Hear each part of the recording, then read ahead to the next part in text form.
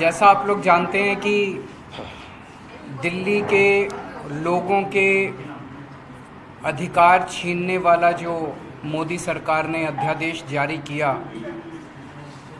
8 साल की लड़ाई के बाद 11 मई को सुप्रीम कोर्ट ने आदेश दिया था कि भारत एक जनतंत्र है।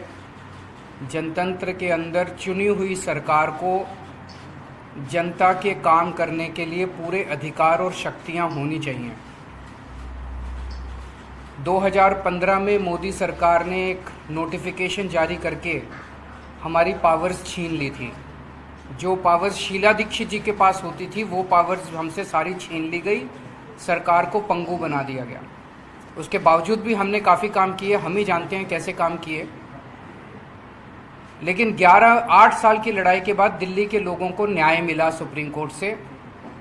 11 मई को सुप्रीम कोर्ट का आदेश आया और 8 दिन के अंदर ही 19 मई को मोदी सरकार ने अध्यादेश पारित करके सुप्रीम कोर्ट के आदेश को ख़त्म कर दिया, नल एंड वॉइड कर दिया, कैंसिल कर दिया सुप्रीम कोर्ट के आदेश को।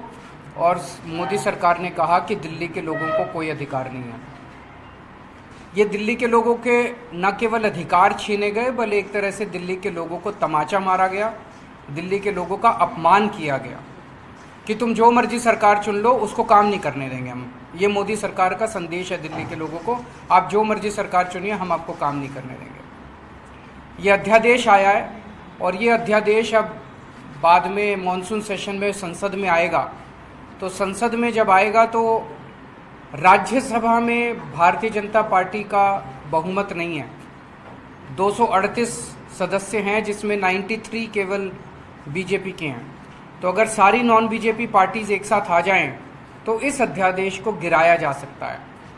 तो इसीलिए आप लोग देख रहे हैं कि मैं एक पार्टी अध्यक्ष से जाके मिल रहा हूं और उनकी हम सपोर्ट मांग रहे हैं कि जब ये संसद में बिल आए तो वो दिल्ली के लोगों के साथ खड़े हों, दिल्ली के लोगों को न्याय दिलाएं। दिल्ली के लोगों के साथ बहुत बड़ा नुकसान हुआ है, दिल्ली के लोगों का बहुत बड़ा धोखा हुआ है दिल्ली के लोगों के साथ। तो इसी सिलसिले में मैं ममता बनर्जी से मैडम से मिलने गया था, उन्होंने सपोर्ट जाहिर किया।